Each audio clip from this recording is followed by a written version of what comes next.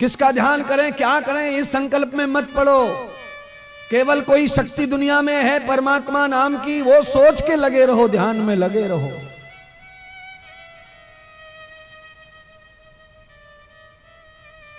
आपको पता होना चाहिए, बच्चा जब शुरू में पढ़ना सीखता है, या मैं या तुम, शुरुआती दिनों में जब हम लोग पढ़ना सीख रहे थे तो हम किताब को बिगाड़ते हैं पेन से, स्याही से पन्नों को खराब करते रहते हैं।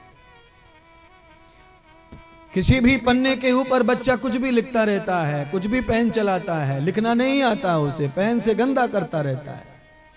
पर वो गंदा करते करते करते करते एक दिन उसी पेन से, अपने उसी हाथ से वो अक्षर भी लिख लेता है, शब्द भी लिख लेता है, परिभाषा लिख लेता है, ट्रांसलेशन कर लेता है, परीक्षा दे लेता है। लगे रहने से ये फल मिलता है। अगर बच्चा शुरुआत में लिखने की जगह बिगाड़ता है, उस समय माता पिता मार के पेन फेंक दें, किताब फेंक दें और दोबारा कभी किताब पेन ना दें, तो जिंदगी में वो पढ़ नहीं सकता है। शुरुआती दिन हमारे खराब हो सकते हैं, शुरुआती भजन वगैरह बिगड़ सकता है, पर उल्टा नाम जपे जग जाना, वाल्मीक भय ब्रह्म समाना।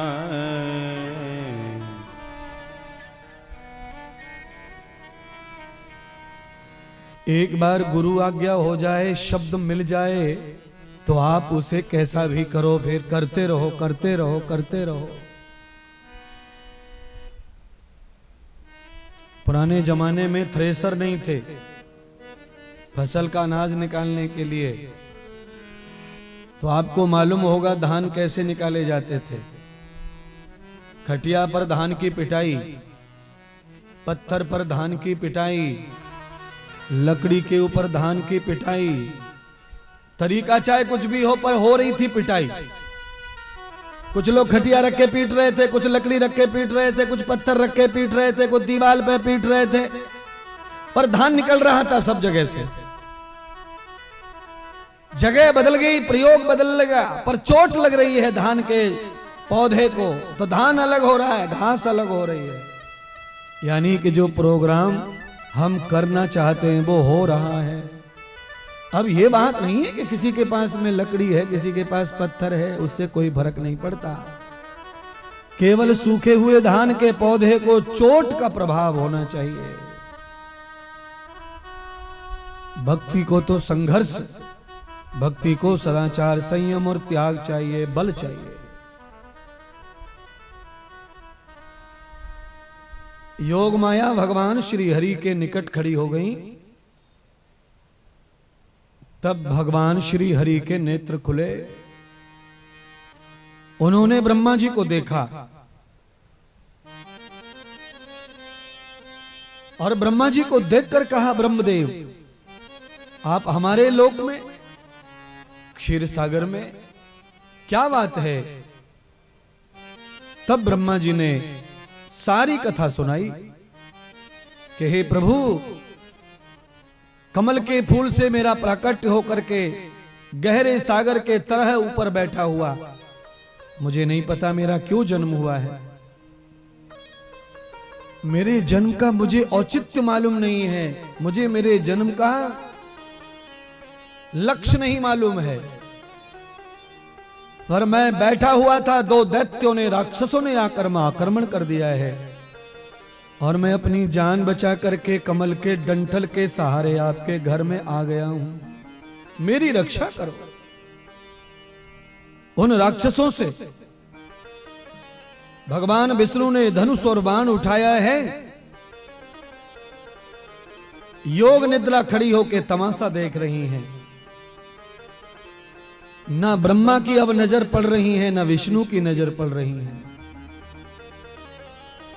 अदृश्य भाव से खड़ी तो वही है, पर दिख नहीं रही है किसी को। जैसे मुझे और आपको भगवान दिख नहीं रहे, पर सब जगह भगवान विराजमान है। जरूरत पड़ने पर भगवान इन्हीं लोगों में से, इन्हीं औरतों में से कोई न कोई प्रकट हो सकते हैं महाराज। जरूरत पड़ने पर यही मूर्ति भगवान में से कोई न कोई कन्वर्ट हो जाएगी। यही हमारी मदद में खड़े हो जाएंगे, यही हमें बचाने के लिए खड़े हो जाएंगे। भगवान वेद व्यास कहने लगे जन्मजय राजा से, राजन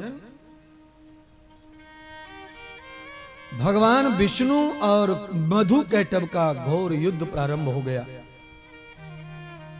देवी भागवत की मधु कैटभ की जो कथा है वो प्रमुख कथा है। देवी भागवत की कथा में अगर ये कथा न सुनी जाए न गाई जाए तो समझ लो पूरी देवी भागवत का फल निष्फल हो जाता है, फिर ये फल प्राप्ति नहीं होगा।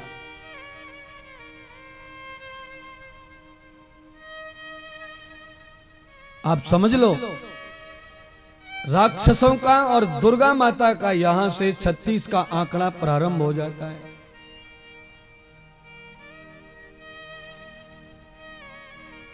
व्यास जी ने बताया कि मुझे श्री नारद जी ने जो कहा, नारद जी ने जो व्यास भगवान को बताया ब्रह्मा से सुनकर वही जन्मजय राजा को सुनाई जा रही है बातें। हे राजन 1000 बरस तक मधु और कैटभ और भगवान विष्णु का युद्ध चला।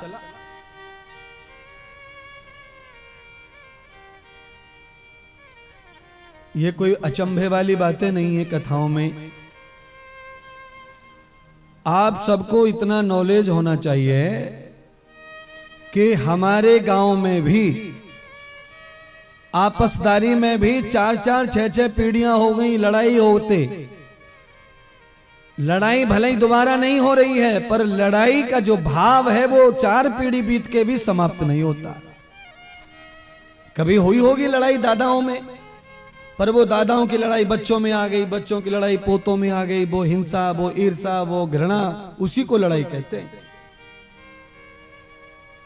भगवान विष्णु मधु और कैटभ के साथ 1000 वर्ष तक लड़ते रहे पर मधु कैटभ को मार नहीं पाए। तो राजा जन्मजय ने पूछा व्यास जी से, भगवान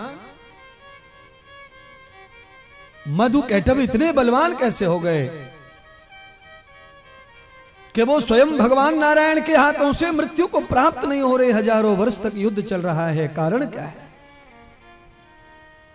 तो कहा सबसे बड़ा कारण जो है वो सुनो। सबसे महत्व कारण यह है कि मधु और कैटभ भगवान विष्णु के ही अंश से पैदा हुए। भगवान विष्णु प्रलय के बाद में जब सागर में जाकर के शेष पर सो गए तो भगवान के कानों से मैल गिरने लग गया, तो उस मैल से मधु और कैटभ का जन्म हुआ। और मधु कैटभ जब पैदा होकर के सृष्टि पर जब ऐसे विचरने लगे, जब उन्हें दुनिया में कुछ दिखाई नहीं दे रहा था, तब उन्हें आकाश मार्ग में दुर्गा माता का दर्शन हुआ। इसलिए हे राजा जन्मजय, उन दोनों दैत्यों ने दुर्गा माता का परम ध्यान किया। हजारों वर्षों तक माता का वो ध्यान करते रहे और माता रानी के ध्यान के बल पर ही सृष्टि में दोनों भाई अकेले जीवित बने रहे।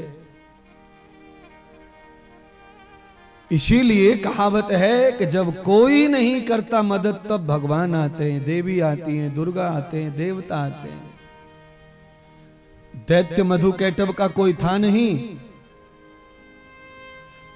मैल से पैदा हुए, कान के से।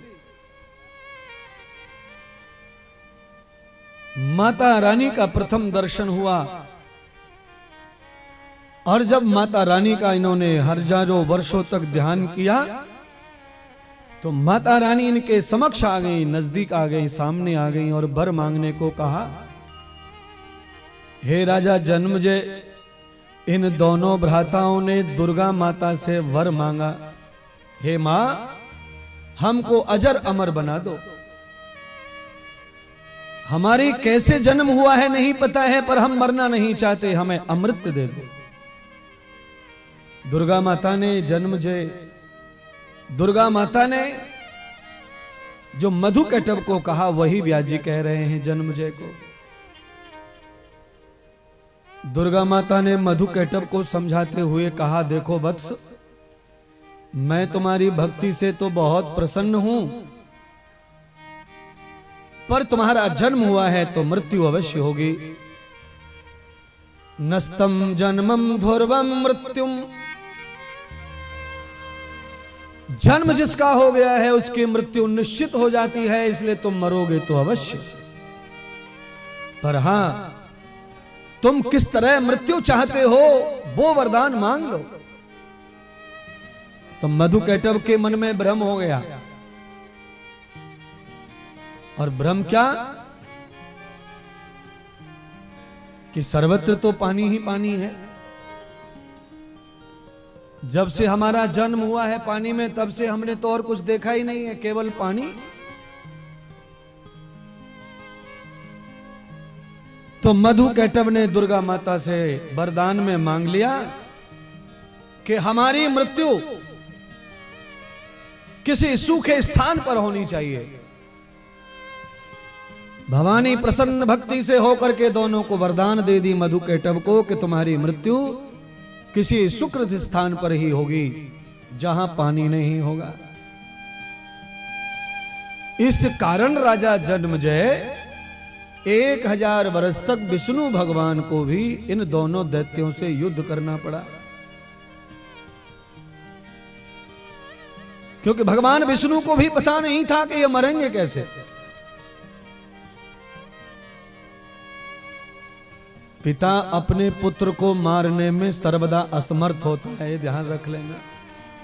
बेटा पिता को मार सकता है, और अनेक बेटों ने पिता को मार दिया, माता को मार दिया, पर माता पिता दोनों मिलकर के बेटा को मारना अति दुर्लभ है। तो एक तरह से भगवान विष्णु की औलाद है, ये कान से पैदा हुए हैं।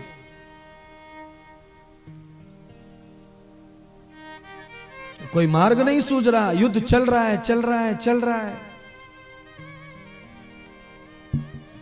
भगवान नारायण समझ ही नहीं पा रहे कि कैसे इनसे विजय प्राप्त हो।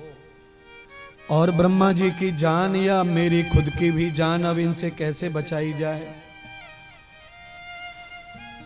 स्वयं भगवान विष्णु भी है तक हो गए परेशान। दुहितवाधाम यथा पुरुषम परमं एव जोगिनी। अचानक भगवान नारायण और ब्रह्मा को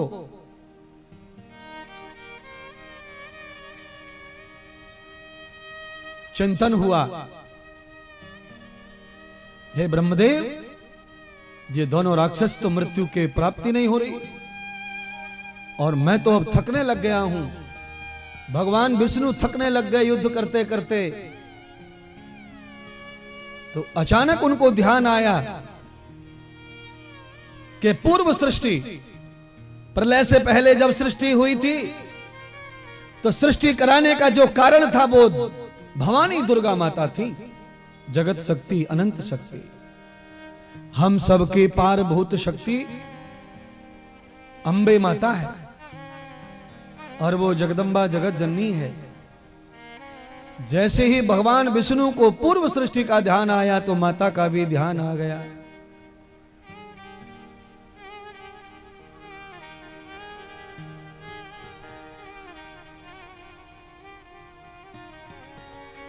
तो भगवान नारायण जगत माता का ध्यान करने लग गए। महाराज युद्ध छुपा दिया, मधु और कैटभ से छुप के चले गए। भगवान भगोड़े हो गए, भगवान विष्णु भाग गए मैदान छोड़कर। मधु कैटभ से मैदान छोड़ के भाग गए और गुप्त स्थान पर जाकर के भवानी योग माया का ध्यान करने लगे।